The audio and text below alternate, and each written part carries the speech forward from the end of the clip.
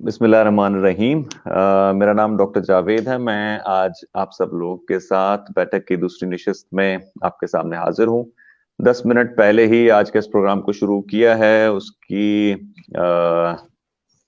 سچ مین بنیادی وجہ یہ ہے کہ اگر ہمیں بعد میں کچھ اور ٹائم ملے یا کوئی ٹیکنیکل گلچ ہو تو اس کو بھی ہم طریقے سے ایڈریس کر سکیں اور ٹائم ہمارا جو ہے وہ ضائع نہ ہو, اور جو ہمارے آج کے مہمان ہیں ان کے ساتھ ہم زیادہ سے زیادہ ٹائم گزار سکیں, زیادہ سے زیادہ ان کے ساتھ ہماری بات چیت ہو سکے.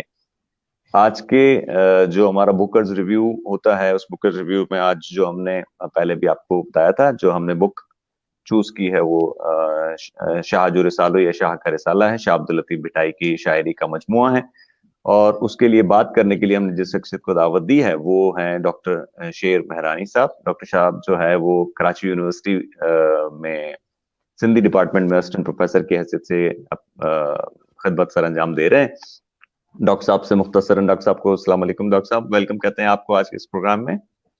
وعلیکم السلام. وعلیکم السلام. بہت شکریہ, بہت شکریہ. ڈاکٹر صاحب میں آپ کی جو جتنی کاوشیں اور جتنی آپ نے محنت کی ہے اپنے شعبے کے حوالے سے, اس میں آپ کے ساتھ اتنا تو انصاف نہیں کر سکا, لیکن غالباً مجھے جہاں تک علم ہے آپ نے کافی کچھ کتابیں بھی لکھی ہیں, کچھ کتابوں کے مترجم بھی ہیں آپ, اور شاہ کے رسالے پہ بھی آپ نے بہت کام کیا ہے. اگر آپ شروع میں ہمارے جو دیکھنے سننے والے ہیں ان کو کائنڈلی اگر آپ تھوڑا سا اپنے کام کے بارے میں اور اپنے بارے میں اگر بتائیں تو. بہت شکریہ ڈاکٹر صاحب. سب سے پہلے تو میں آپ کا ممنون و مشکور ہوں کہ آپ نے مجھے دعوت دی اور شاہ رسالوں پہ بات کرنے کے لیے اسپیشلی دعوت دی. I am very thankful to you. بہت اچھا لگا مجھے. میں اپنے بارے میں کیا کہوں, کیا بتاؤں, بس مختصراً میرا تعارف ہے.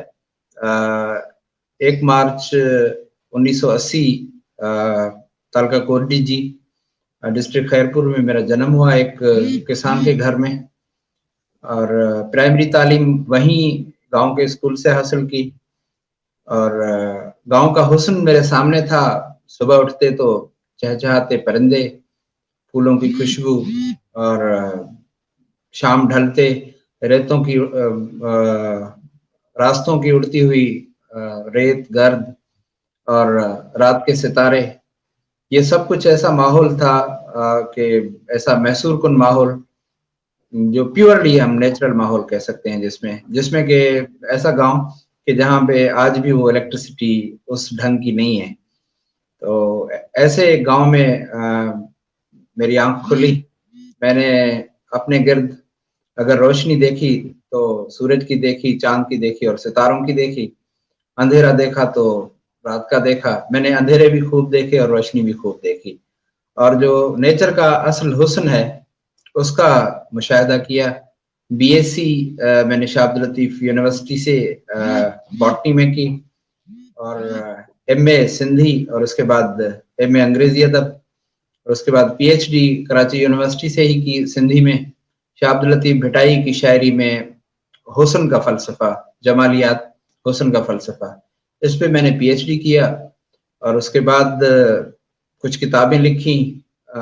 2-4 کتابیں تو شاہ عبداللطیف بھٹائی کے ہی فلسفے اور فکر پہ ہیں.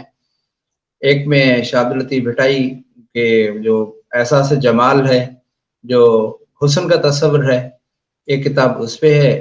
ایک کتاب اس کے علاوہ شاہ عبداللطیف بھٹائی کی شاعری کا جدید مطالعہ ہے.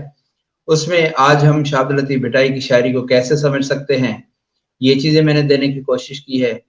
اور آج تک شاہ عبداللطیف بھٹائی کی شاعری میں خاص طور پہ جمالیات کے حوالے سے جو کام ہوا ہے اس پہ میں نے ایک کتاب لکھی ہے. اور ایک کتاب دا بگیسٹ آف بھٹائی, شاہ عبداللطیف بھٹائی کی شاعری پہ میں نے انگریزی میں ایک کتاب لکھی ہے جو ریسنٹلی آئی ہے. اور ارسطو کی پوئٹکس, مجھے یہ اعزاز حاصل ہے کہ تنقید کی پہلی کتاب ہے دنیا میں, اور اس کا سندھی میں ترجمہ میں نے کیا ہے. وہ ہے ڈاکٹر شہناز شروع کی افسانوں کا ایک کتاب ہے اردو میں, اس کا میں نے سندھی میں ترجمہ کیا ہے درد جو جمال کے نام سے. تو ایسے اور کچھ ناول ہیں وہ میں نے ترجمہ کیے ہیں. ایک ناول سندھی سے انگریزی میں کیا ہے اور ایک اردو سے سندھی میں کیا ہے. تو اس طرح اور کچھ مقالے لکھے ہیں, اور कुछ शागिर्दों को पढ़ाया है, बस यही काम किया है आपके सामने। और कराची यूनिवर्सिटी में मुझे 6वां साल है, पढ़ा रहा हूँ और ये काम कर रहा हूँ। और जैसे आपने कहा कि बस सिर्फ इतना सा ही काम किया है, चले जी माशाल्लाह। मैं सिर्फ ये कहूंगा आपको, यहाँ पे भी आपको और बाकी हमारे जो देखने वाले उनको भी ये बताता चलो, हमारा इस प्रोग्राम का मेन मकसद जो है, जहाँ किताब के रिव्यू के बारे में होता है, वहाँ ऐसे लोग से भी हमारी मुलाकात भी हमारा एक मकसद होता है, जो अपने काम बहुत खामोशी से करते चले जा रहे हैं, और उनको सामने लाना और उनसे कुछ सीखना, उनके काम के बारे में कुछ सीखना, वो भी हमारे इस प्रोग्राम का एक मकसद है। बहुत शुक्रिया डॉक्टर साहब, हमें बहुत खुशी है कि आज आप हमारे साथ इस प्रोग्राम में मौजूद हैं। अच्छा, मुझे जैसे आपने बताया कि आपने जो आपका पीएचडी का टॉपिक था वो जमालियात के हवाले से था, राइट? जैसे आपने कहा, जरा सा मुझे इसके बारे में जरा बताएंगे कि थोड़ा सा उसके बारे में आप बताएं कि क्या मतलब है जमालियात के हवाले से, हुस्न के हवाले से, और आपको ये टॉपिक चूज करने का ख्याल कैसे आया? डॉक्टर साहब, असल में मैंने जैसे पहले भी अर्ज किया कि मेरी आंख गांव के माहौल में खुली, जहाँ पे परिंदों की चहचहाट थी, फूलों की खुशबू थी, सुबह की मुअत्तर हवाएं थी, और दोपहर के कभी ठंडे मौसम तो कभी गर्म आतिशी मौसम थे, और शामें थी और रातें थी, जो कभी चांदनी रातें थी तो कभी वो बिल्कुल घुप अंधेरी रातें थी। तो ये सारे मनाजिर फितरत के शाहकार का एक नमूना है, ये फितरत के हुस्न का एक नमूना है। तो जमालियात कहते हैं द स्टडी ऑफ ब्यूटी को, कि हुस्न के फिक्र को, हुस्न को आप किस तरह देखते हैं। हमारे सामने तो हुस्न मौजूद होता है, वो हमारे रवैये का हो, हमारे ख्यालात का हो, कुदरत का हो, फितरत का हो, किसी जिस्म का हो, कोई फनकार का कोई हुस्न हो, कोई आंखों को चीज भा गई, कोई कानों को चीज भा गई, किसका टेस्ट जुबान को भा गया, किसी का लम्स हमें भा गया। तो ये सारी चीजें हम महसूस तो करते हैं, लेकिन कभी हमने इस पे सोचा नहीं है कि ये वैसे ब्यूटी है क्या। एक चीज हमें अच्छी तो लगती है, लेकिन कभी हमने ये नहीं सोचा होता कि ये क्यों कर अच्छी लगती है, इसके पीछे रीजन क्या है। तो जमालियात हमें वो रीजन तलाश करने में मदद करती है कि वो रीजन क्या है कि कोई चीज हमें देखने में अच्छी लगती है, कोई चीज हमें सुनने में अच्छी लगती है, कोई चीज हमें सूंघने में अच्छी लगती है, कोई टच करने में अच्छी लगती है, कोई चखने में अच्छी लगती है। तो ये सारे हमारे जो एहसासात हैं, फीलिंग्स हैं, ये जो सेंसेस हैं हमारे, इसके जरिए हमें चीजों का पता चलता है। और जो चीजें हमारे सेंसेस को मुतासिर करें, मुतासिर मीन इन पॉजिटिव सेंस, कि जो अच्छा लगे इन सब चीजों को, तो वो होता है हुस्न। और जमालियात हमें ये रास्ता बताती है कि ये चीज क्यों कर हसीन है। तो उसमें ये फलसफा ग्रीक इरा से शुरू होता है, और ये सवाल बहुत ऐसे समझ ले कि बुनियादी सवाल है कि व्हाट इज ब्यूटी, हुस्न आखिर ये है क्या। तो इसका जवाब तलाश करते करते कई मुफक्रीन चले गए। सोक्रेट्स ने जवाब दिया था, अरिस्टोटल ने दिया था, प्लॉटिनस ने जवाब दिया था। वहां से होते होते लाइनजाइस से होते हुए हमारा जो जदीद फलसफा शुरू हो जाता है, डेकार्ट से होते हुए ये सवाल हम शाह अब्दुल लतीफ भिटाई की तरफ ले आए, और शाह अब्दुल लतीफ भिटाई की शायरी में सवाल का जवाब तलाश किया। और जब मैंने उन मुफक्रीन को पढ़ा और उसके बाद इसका जवाब शाह अब्दुल लतीफ भिटाई की शायरी में देखा, तो मैंने देखा सबसे जो अजीम जवाब था, सबसे जो खूबसूरत जवाब था, वो शाह अब्दुल लतीफ भिटाई का था। और यही सबब था कि मैंने इसी मौजू पे काम करने का सोचा, और इसी मौजू पे फिर मैंने काम किया। ओके, तो उसमें आपको क्या जवाब, मतलब आपको क्या चीजें ऐसी मिली जो शाह की शायरी में स्पेसिफिकली अगर हम देखें तो?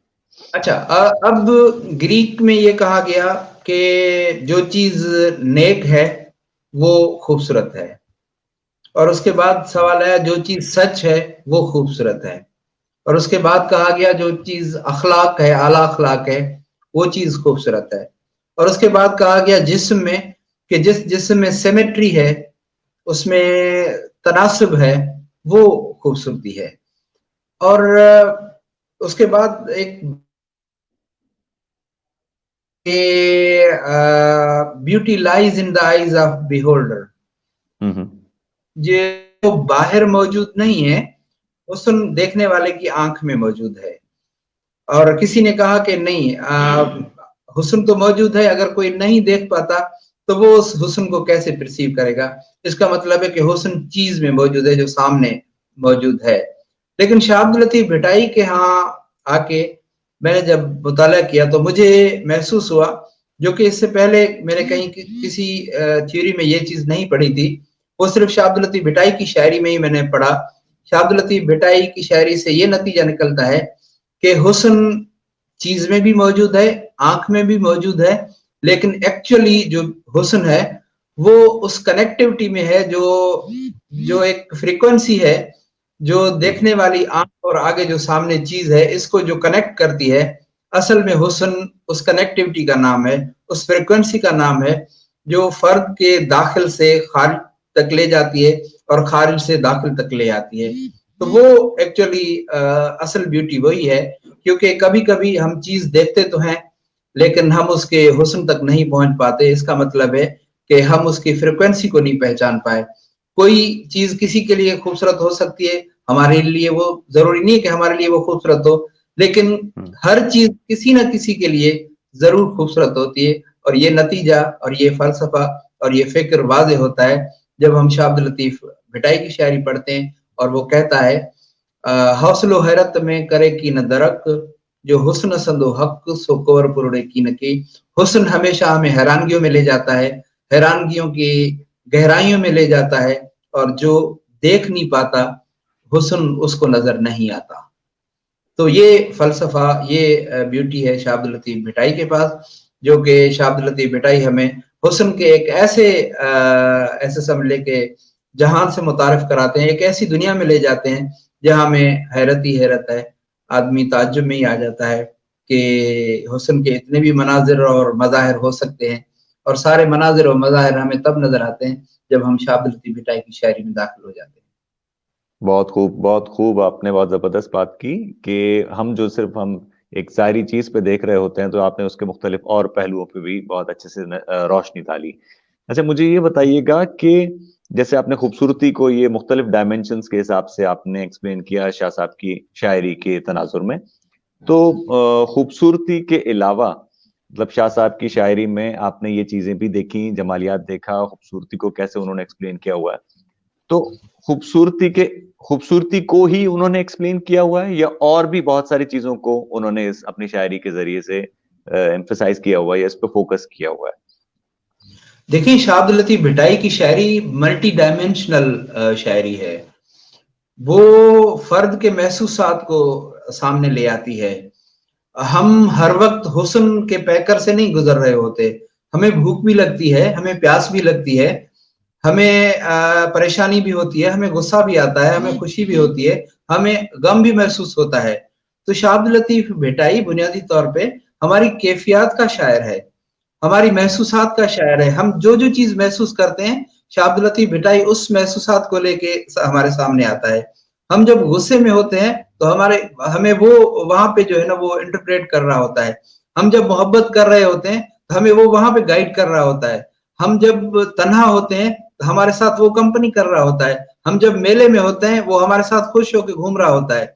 हम जब दर्द की अथाह गहराइयों में चले जाते हैं तो हमें कंसोल करता है। जब हम खुशी में होते हैं तो हमें सेलिब्रेट करने सिखाता है। जब हमसे कोई रूठ जाता है तो मनाने का गुर बताता है, और जब कोई गलत करता है तो हमें वो रुठने का भी हुस्न बताता है और रुठने का तरीका भी बताता है। तो हर वो हर वो फीलिंग जो हम महसूस करते हैं, क्योंकि बहैसियत इंसान, हम इंसान है ना, हम फरिश्ते तो नहीं है। हम मुख्तलिफ कैफियत में गुजरते हैं, हमें गुस्सा भी आता है, हमें दुख भी होता है, हमें दर्द भी होता है, हमें खुशी भी होती है, हम तन्हा भी होते हैं, हम महफिल में भी जाते हैं। तो हर वो फीलिंग जो सारा दिन हम महसूस करते रहते हैं, कभी हम बहादुर होते हैं, कभी हम बुज़दिल भी हो जाते हैं, कभी हम परेशान होते हैं, और कभी अकेले भी होते हैं, कभी हम मायूस भी हो जाते हैं। तो सब फीलिंग्स में शाह अब्दुल लतीफ भिटाई हमारे सामने एक ऐसे पैकर की तरह नुमाया होकर नजर आता है, जैसे कि शाह अब्दुल जब जब जब हम उस फीलिंग का, उस एहसास का मुताला शाह अब्दुल लतीफ भिटाई की शायरी से करते हैं, तो हमें लगता है कि शाह अब्दुल लतीफ भिटाई है ही इसी का शायर। जब हम दर्द की बात करते हैं, पेन एंड पैथोस की बात करते हैं, تو ہمیں کہنا پڑتا ہے کہ شاہ عبد اللطیف بھٹائی بنیادی طور پہ تو درد کا شاعر ہے. اس سے پہلے ہم کہہ چکے شاہ عبد اللطیف بھٹائی تو حسن و خوبصورتی کا شاعر ہے.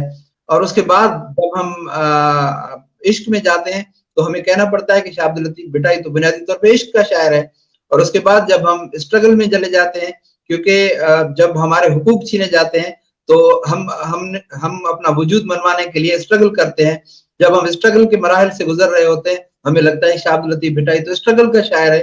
جب ہم اپنی دھرتی سے محبت کرتے ہیں، اپنے لوگوں سے محبت کرتے ہیں، نیچر سے محبت کرتے ہیں، اپنی پرندوں، اپنے موسموں، اپنے دریاؤں، اپنے سمندر سے محبت کرتے ہیں، تو ہمیں لگتا ہے کہ شاہ عبد اللطیف بھٹائی تو بہت بڑا نیچرل شاعر ہے. ہمیں تو وہ وہاں سے ان کی محبت کے طور طریقے سے کھاتا ہے. اور جب ہم اکیلے ہو جاتے ہیں تو ہمیں لگتا ہے کہ شاہ عبد اللطیف بھٹائی تو بہت بڑا دوست ہے.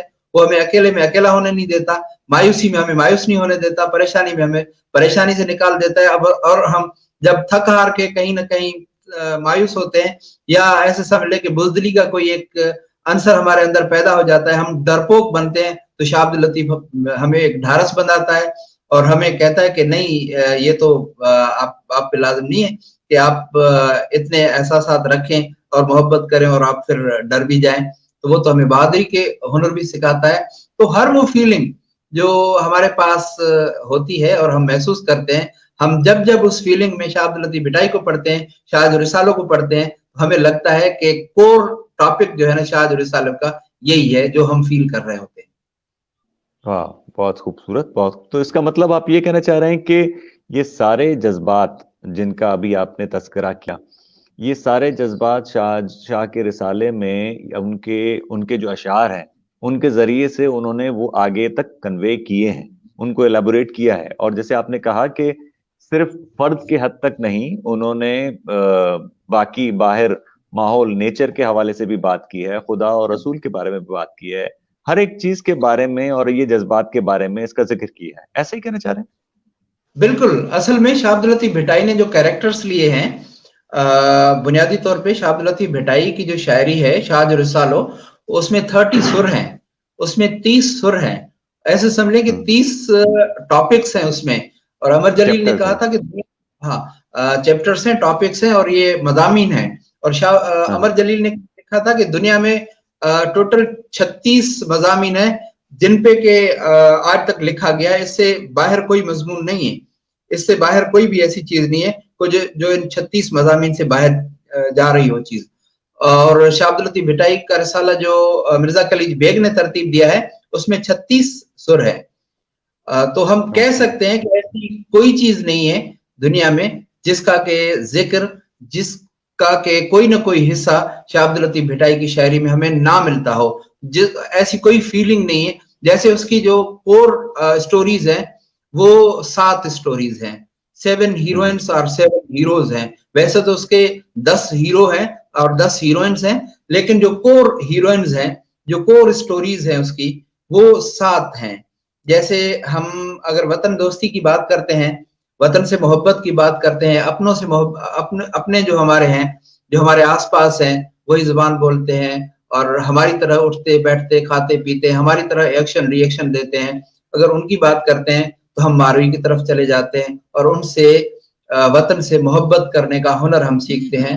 جو کہ ایک غریب ایک لڑکی ہے اور اسے ایک وقت کا بادشاہ لے جاتا ہے اور اسے اپنی رانی بنانا چاہتا ہے، اسے شادی کر کے ایک محل میں اسے بسانا چاہتا ہے، لیکن وہ اس ساری سہولیات کو، وہ ساری لگژری لائف کو ٹھکرا دیتی ہے اور کہتی ہے کہ مجھے اپنے اقدار عزیز ہیں. یہ جو تمہارے سونے کے محل ہیں، یہ سونے کے محل اور سونے کے زیورات میرے لیے اس سوتی دھاگے سے بھی ایسے سمجھ لے کہ اس سوتی دھاگے کے برابر بھی نہیں ہے جو سوتی دھاگا مجھے میرے اپنے لوگوں نے دیا ہے. اور وہ جو شال مجھے انہوں نے اوڑھائی ہے، تمہارے اس لاکھ مخملی جو لباس ہیں ان سے میرے لیے وہ زیادہ عزیز ہے. اور وہ کہتی ہے کہ آخر میں اگر میں مر جاؤں تو مجھے وہیں دفن کرنا، اور وہ جو تھر کی مٹی ہے وہ میرے جسم کو لگے گی تو مجھے یہ لگے گا کہ میں جی گئی، میں مری نہیں ہوں. تو اگر ہم وطن کی محبت کی بات کرتے ہیں تو ہمیں وہ ماروی کا ایک سمبل، ایک تمثیل ہمارے سامنے ایک عظیم شاہکار کے طور پہ ہمارے سامنے موجود رہتی ہے. اور جب ہم اسٹرگل کی بات کرتے ہیں تو سسی एक नहीफ औरत है, एक कमजोर औरत है, एक नो ब्याहता एक औरत है। उसका जो हस्बैंड है वो उसके देवर ले जाते हैं और वो अकेली तन तनहा अपने देवर को हासिल करने के लिए जंगलों, पहाड़ों, मुश्किल रास्तों, जहाँ पे जंगली जानवर भी है, मौसम के असरात भी हैं, वो सारी चीजें वो पास करती, वहां से निकलती, अपने उस पुनु को तलाश करते हुए जाती है। इतने ज्यादा ऑब्स्टेकल्स उसके सामने आते हैं, कभी पहाड़ सामने आ जाता है, कभी जंगल के जो जानवर हैं वो सामने आ जाते हैं, और कभी और कोई मुश्किल आ जाती है, कभी मौसम की मुश्किल सामने आ जाती है, लेकिन वो सारी मुश्किलात को अबूर करते हुए अपनी मंजिल की तरफ जाती है। और शाह अब्दुल लतीफ भिटाई उस तमसील में हमें बताता है कि आपकी अगर कोई मंजिल आपसे दूर है, तो जब ससी एक कमजोर सी नहीफ सी औरत अपनी मंजिल तक इस हौसले के साथ, इस अज़म के साथ जा सकती है, तो व्हाई नॉट वी। तो हम उससे उसका जो है ना वो सीखते हैं। और जब हम इश्क करते हैं और इनकार करते हैं, तो हमारे सामने सोहनी का मिसाल है, जिसको कि उसकी मर्जी के बगैर कहीं पे उसकी शादी कराई गई, लेकिन वो इनकार करती है उन रसूमात को कबूल करने से जो कि उसके ऊपर इम्पोज की गई हैं, और वो इनकार की जुर्रत की शाहकार बन जाती है, हीरोइन बन जाती है। और उसके सामने कितनी भी ऑब्स्टेकल्स हैं, वो सोसाइटी की तरफ से हों या दूसरे नॉर्म्स की तरफ से हों, वो सबको डिनाई करती है और अपने माहिवाल या बिहार से जाके वो मिलती है। बेशक वो मर जाती है, लेकिन अपने उस अज़्म में, अपने उस इश्क में वो बिल्कुल एक कामयाब होके गुजरती है। वो तमसील हमारे सामने, उस इश्क की तमसील के तौर पे हमारे सामने आती है। नूरी का कैरेक्टर हमारे सामने है, जो एक मछेरन है बुनियादी तौर पे। बादशाह उसे देखता है और उससे इश्क करता है, उससे शादी करता है, लेकिन वो अपने वैल्यूज को नहीं भूलती। बादशाह के घर भी आई जाती है, लेकिन अपने वैल्यूज को नहीं भूलती। मजबूरन बादशाह को डी क्लास होना पड़ता है। इससे शाह अब्दुल लतीफ भिटाई हमें बताता है कि आप जिस भी क्लास से आपका ताल्लुक है, लेकिन आप अगर अपने उस क्लास से सच्चे हैं, आपकी स्ट्रगल सच्ची है, आपका जज्बा सच्चा है, तो बेशक वो तमाची बादशाह है, लेकिन तमाची बादशाह वो जाला उठाता है और सजो डी शिकार किंजर ते कालो, नूरी के साथ मिलके, मछेरों के साथ मिलके उनके साथ वो जिंदगी गुजारता है और अपने आप को डी क्लास करता है, अपने एक अपर क्लास को वो नीचे ले आता है। ये अपने आप को अपर क्लास में दाखिल हो के भी अपने नॉर्म्स को, अपने अक़दार को, अपने वैल्यूज को नहीं भूलती कि मैं एक मछेरन हूँ, वो नहीं भूलती। वो उसकी असलियत है जिसको वो नहीं भूलती। तो हमें ये तमसील, जब हम कुछ बन जाते हैं तो अक्सर हम, हमारे दोस्त बदल से जाते हैं, और हजरत अली ने भी ठीक कहा था कि दौलत और इक़्तिदार मिलने से आदमी बदलता नहीं है, जैसा होता है वो जाहिर हो जाता है। लेकिन नूरी हमें बताती है, नूरी इस तमसील में हमें बताती है कि आपको कुछ भी मिल जाए, लेकिन आपके अक़दार, आपकी असलियत है, आपको उसको नहीं भूलना चाहिए। अगर जब आप उसको अक़दार नहीं भूलेंगे, तो बेशक आपसे जो आपके सामने वाला है, वो कितना बड़ा बादशाह क्यों ना हो, उसे आपके पास आना पड़ेगा, आपके पास बैठ के आपकी लेवल पे वो बात करेगा, अगर आप अपने अक़दार से सच्चे हों। तो नूरी हमें ये तमसील बताती है, सोरठ हमें और तमसील बताती है, लीला हमें मनाने का हुनर देती है, मूमल हमें इश्क और हुस्न की एक नई कायनात से रुशनास कराती हैं। तो इस तरह हमारे जितने भी ये जो कोर कैरेक्टर्स हैं शाह अब्दुल लतीफ भिटाई के, किसी न किसी ऐसी खूबी के मालिक हैं, जो खूबी हमें, जिस खूबी की हमें आज भी जरूरत है, जिस खूबी से हम आज भी इस्तिफादा हासिल कर सकते हैं, जिस खूबी को अपनी जिंदगी का हिस्सा बना के हम आज भी कामयाब जिंदगी गुजार सकते हैं। Shah Abdul Latif Bhittai as a guide, as a mentor हमारे सामने आता है। बहुत बहुत शुक्रिया, बहुत शुक्रिया, बहुत अच्छी बात की। मैं आपसे इस हवाले तो जरूर पूछूंगा, लेकिन एक सवाल और मेरे दिमाग में आ रहा था, वो ये है कि जो आपने कैरेक्टर्स बताए शाह साहब की शायरी के हवाले से, उसमें माजरत के साथ ये सारे कैरेक्टर्स जो है वो खवातीन क्यों थी? कोई खास वजह?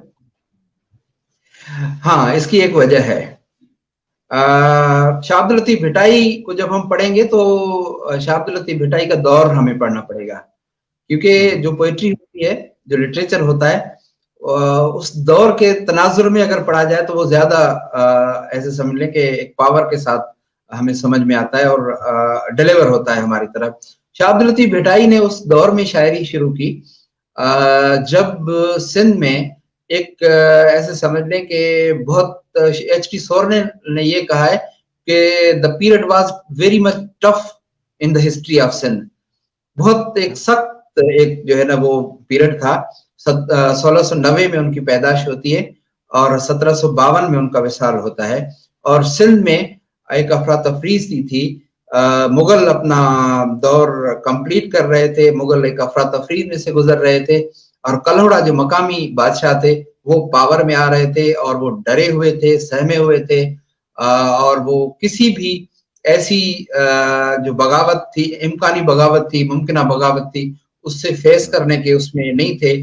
तो लिहाजा उन्होंने जो उस दौर में दो बड़े सानहे हुए, एक तो शाह शहीद सूफी शाह इनायत जिसको के सिंध का पहला सोशलिस्ट सूफी कहा गया है, एक उनकी शहादत का वाकया होता है और एक खोड़ा शरीफ गंबट की तरफ है, वहां पे 222 लोगों को मस्जिद में शहीद कर दिया जाता है कलोड़ा हुक्मरानों की तरफ से, डर के मारे कि यहाँ से कोई बगावत ना फूट पड़े। और शाह अब्दुल लतीफ भिटाई उस दौर में शायरी करता और शाह अब्दुल लतीफ भिटाई के गिर्द 100-200 लोगों का मजमा हर वक्त साथ होता था, हुक्मरान इससे डरे हुए थे। और ये वो दौर था जब औरत आशिक तो क्या माशूक भी नहीं कहलवाती थी।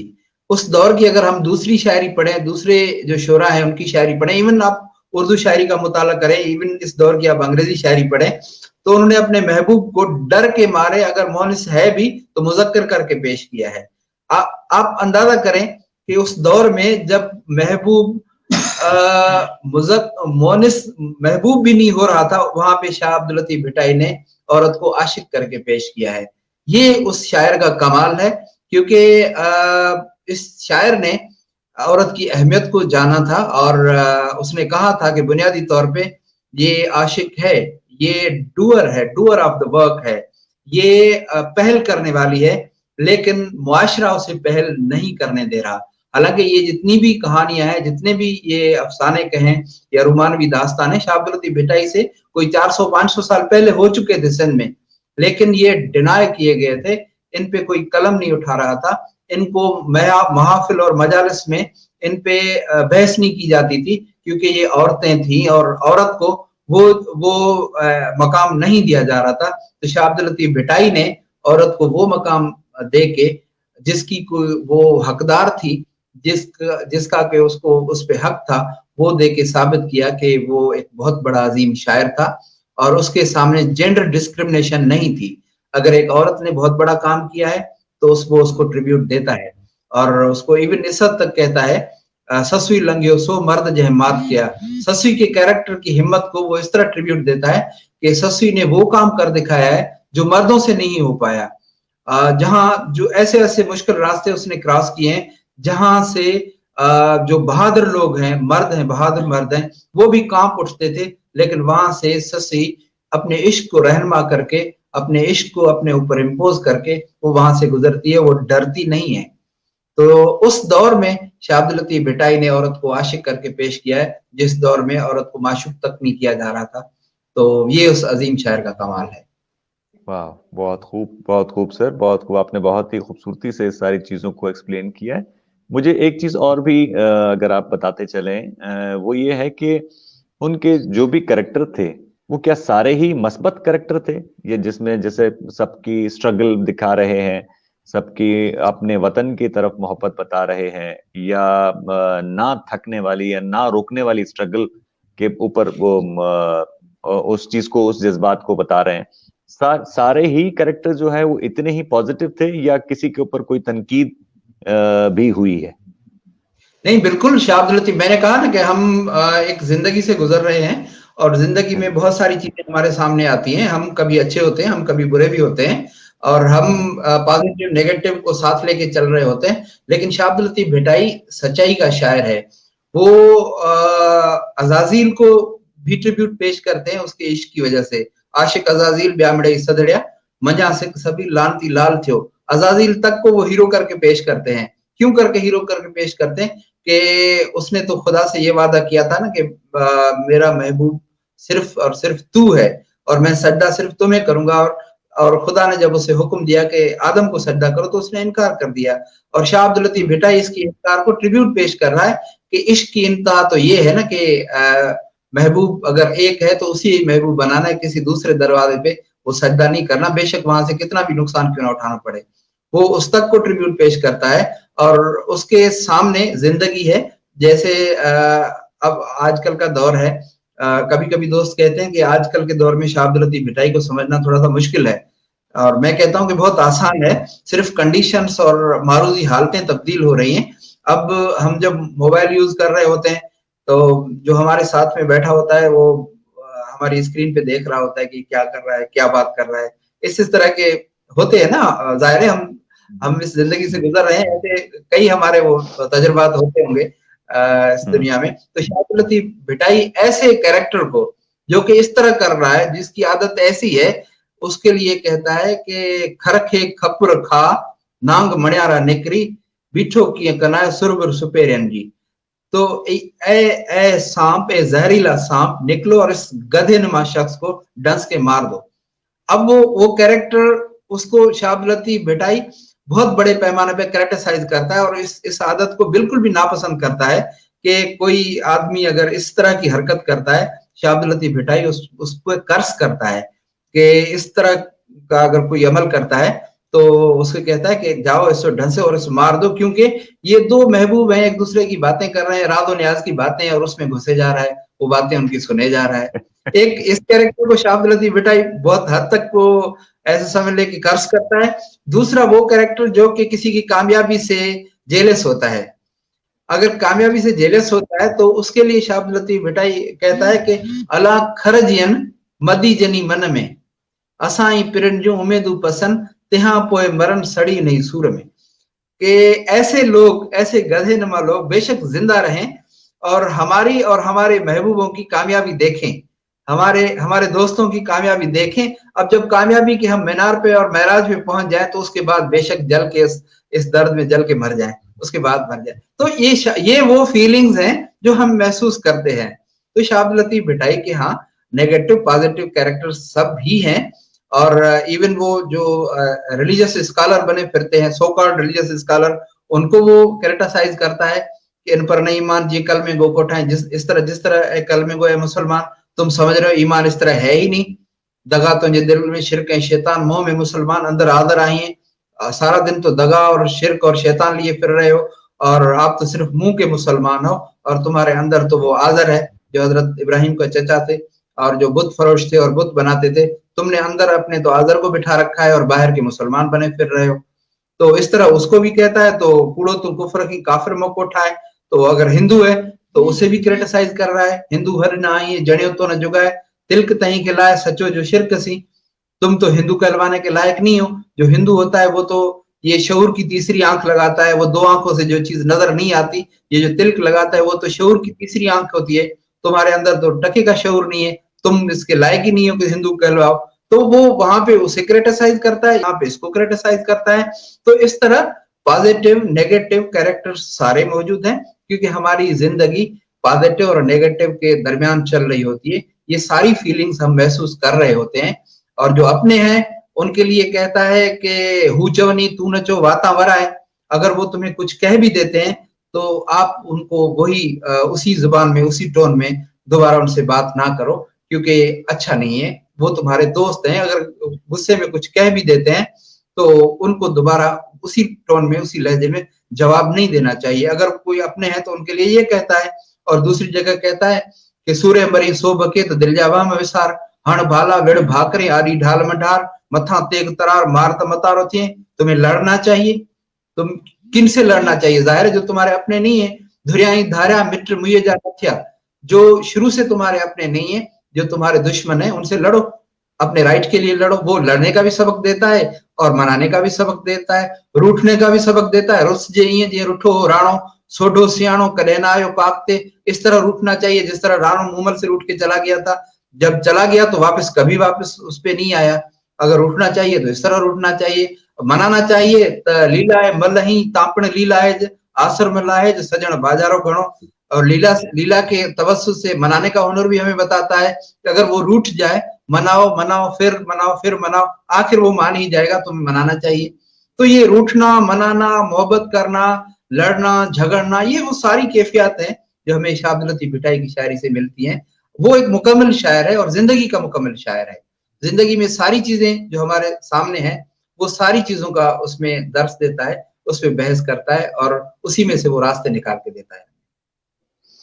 تو اس کا مطلب ڈاکٹر صاحب, یہ تو اس کا مطلب وہ پوری زندگی گزارنے کا ہنر, ایک زندگی گزارنے میں کیا کیا کیسے ہمارے جذبات, جو ہمارا مین ٹاپک تھا کہ جذبات اور رویے, تو اس میں تو سارے رویے اور سارے جذبات ان کی شاعری میں ہی پروئے ہوئے ہیں اور انہی سب پہ انہوں نے جو ہے وہ روشنی ڈالی ہے. اچھا اب تو آپ یہی مجھے یہ بتائیے, جی جی جی کچھ کہہ رہے تھے جی, آپ.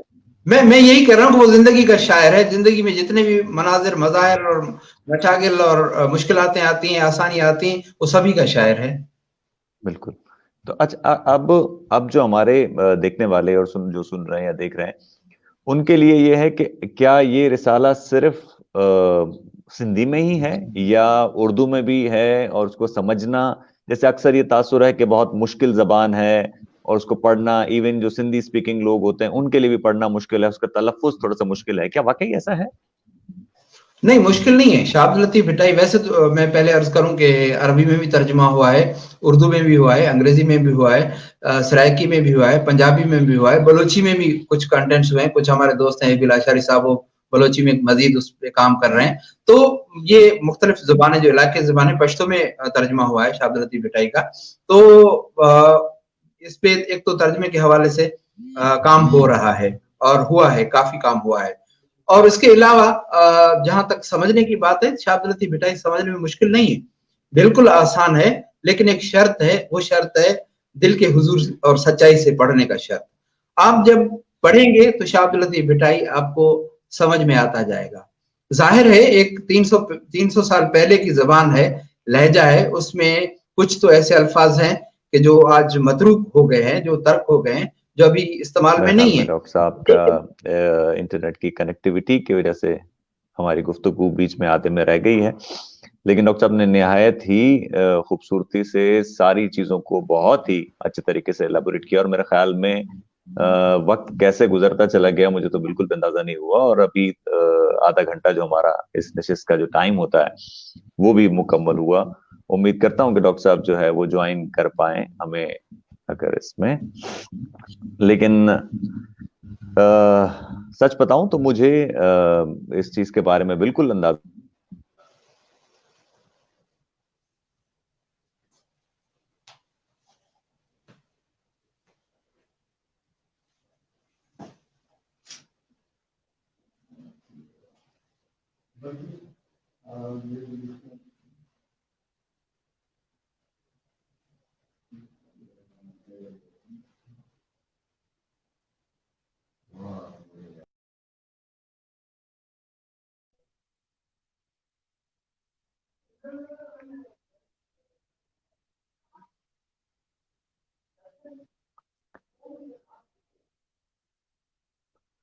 ڈاکٹر صاحب سے شاید رابطہ ہمارا منقطع ہو گیا ہے. کوشش کرتے ہیں کہ ڈاکٹر صاحب سے دوبارہ سے رابطہ قائم کریں تاکہ ہم ان سے کلوزنگ کمنٹس باقی آخر کے لے سکیں. اس ٹیکنیکل گلچ کی وجہ سے میں معذرت چاہتا ہوں. امید کرتے ہیں کہ ڈاکٹر صاحب سے دوبارہ کنیکشن ہو جائے گا. ایک منٹ, ہوپ فلی ڈاکٹر صاحب جوائن کر لیا ہے. جی ڈاکٹر صاحب سوری ڈسکنیکٹ ہو گیا ہے, یہ ٹیکنیکل گلچز جیسے ہوتا ہے انٹرنیٹ کی کنیکٹیوٹی کی وجہ سے, معافی چاہتا ہوں. آپ سن جی سکتے جی ہیں؟ جی جی جی جی بالکل میں سن رہا ہوں. جی بہت بہت شکریہ. تو بس میں یہی کہہ رہا تھا کہ یہ سچ بتاؤں آپ نے جن پہلوؤں پہ نظر جو روشنی ڈالی ہے, میرے ایٹ لیسٹ میں یہ ضرور اس بات کا اقرار کروں گا, میرے وہم و گمان میں بھی نہیں تھا کہ یہ اتنی حد تک یہ چیزیں شاہ کی شاعری میں اس حد تک چیزوں کو ایلیبوریٹ کیا گیا تھا. مجھے بالکل اس کا علم نہیں. میں نے تھوڑا بہت پڑھنے کی کوشش کی ہے اور امید ہے کہ آپ سے مزید اور سیکھنے کو بھی ملے گا. اگر میں یہ کہوں کہ کوئی ایسا مجموعہ جو آپ کہیں کہ یہ نسبتاً پڑھنے کے لیے اردو میں کسی نے اس کا ترجمہ کیا ہوا ہے, تو جو ہمارے لوگ پڑھ سکیں اردو میں, وہ اگر کوئی آپ رائٹر کے بارے میں بتا سکیں. دیکھیں, آغا سلیم صاحب نے اور شیخ ایاز صاحب نے اردو ترجمہ ہوں کیا ہے شاہ عبداللطیف بھٹائی کی شاعری کا. تو ہوں دونوں بہتر ہیں. ظاہر ہے ویسے اوکے تو شاعری کا ترجمہ ہو ہی نہیں سکتا. ایکچوئل یہ سچ بات ہے کہ شاعری کا ترجمہ نہیں ہو سکتا, لیکن जैसे हम शाह अब्दुल लतीफ भिटाई को उर्दू में समझ रहे हैं, समझने की कोशिश कर रहे हैं, तो इस तरह हम जब कागज का फूल बनाते हैं, वो फूल नजर तो आता है लेकिन उसमें खुशबू नहीं आती। तो दोनों तराजम में ये तो नहीं कह सकता कि बिल्कुल ऐसे हैं जैसे शाह अब्दुल लतीफ भिटाई की शायरी है, लेकिन कदरन बेहतर है और समझने में कुछ ना कुछ हमें उसमें से मिलता है, फिक्र का कुछ ना कुछ हिस्सा हमें मिलता है। एक शेख अयाज ने जो तर्जमा किया है और उससे गालिबन बेहतर तर्जमा है जो आगा सलीम साहब ने किया है। बहुत बहुत शुक्रिया, बहुत शुक्रिया, बड़ी मेहरबानी डॉक्टर साहब। बहुत बहुत अच्छा लगा आपसे बात करके। हमारे जो लोग हमारे साथ हैं उनके मैं नाम आपको बताता चलूं। रबलिनू साहब हैं हमारे साथ थे, आसिया सलीम साहिबा, इम्तियाज अजीज, अब्बासी साहब, और तारिक साहब, डॉक्टर मोहम्मद तारिक साहब, जीशान लतीफ, आमना असद साहिबा। उन सब ने आज के इस प्रोग्राम को जो है वो बहुत उसकी तारीफ की है। आपका भी बहुत शुक्रिया अदा किया है कि आपने निहायत खूबसूरती से इन सारी चीजों को इन रोशनी डाली और अपना टाइम हमें दिया और सारी चीजों को हमने हमें ये बताया। उम्मीद आपकी इस बातचीत के बाद मुझे इस बात की भी मैं उम्मीद करूंगा कि मैं भी और मेरे साथ बाकी भी जो लोग हैं वो भी दोबारा से शाह लतीफ की शायरी को पढ़ने की कोशिश करेंगे। आपको हम वक्तन फवक्तन जरूर जहमत जरूर देते रहेंगे, क्योंकि ये टॉपिक और ये इतना बड़ा डिस्कशन है कि उसमें से अभी हम आधे घंटे में ये सारी चीजों के साथ इंसाफ तो नहीं कर सकते, लेकिन आपने निहायत ही खूबसूरती से ये सारी चीजों को इलेबोरेट किया। आपका बहुत बहुत शुक्रिया आज के इस प्रोग्राम में आने का। कोई आखिर में हमारे सुनने वालों को कोई मैसेज अगर आप देना चाहें तो? बस यही बात कहूंगा, मैसेज तो वो लोग देते हैं जो मंजिल पे पहुंच चुके हैं होते हैं। हम तो शागिर्द हैं शाह अब्दुल लतीफ भिटाई की शायरी के, तो शाह अब्दुल लतीफ भिटाई को पढ़ना चाहिए और मुख्तलिफ जो तदरीसी कुतुब हैं और दर्जात हैं, क्लासेस हैं, उनमें शाह अब्दुल लतीफ भिटाई की शायरी को एज अ सब्जेक्ट हम अगर प्राइमरी से या सेकेंडरी से पढ़ाएं, मास्टर्स पे तो पढ़ाया जाता है, तो मेरे ख्याल में शाह अब्दुल लतीफ भिटाई की शायरी को अगर हम अपने सिलेबस का हिस्सा बना लें और कंपलसरी हिस्सा बना लें, तो हम जो न्यू जनरेशन पैदा करेंगे उसमें शाह अब्दुल लतीफ भिटाई का जो असर होगा वो बैठेगा और हम एक ऐसा मुआशरा तश्कील देने में कामयाब हो जाएंगे जिस मुआशरे की, जिस नौजवान की हमें आज जरूरत है। बहुत बहुत शुक्रिया, बड़ी मेहरबानी डॉक्टर साहब, बड़ी मेहरबानी, बहुत शुक्रिया, बहुत शुक्रिया। अस्सलाम वालेकुम।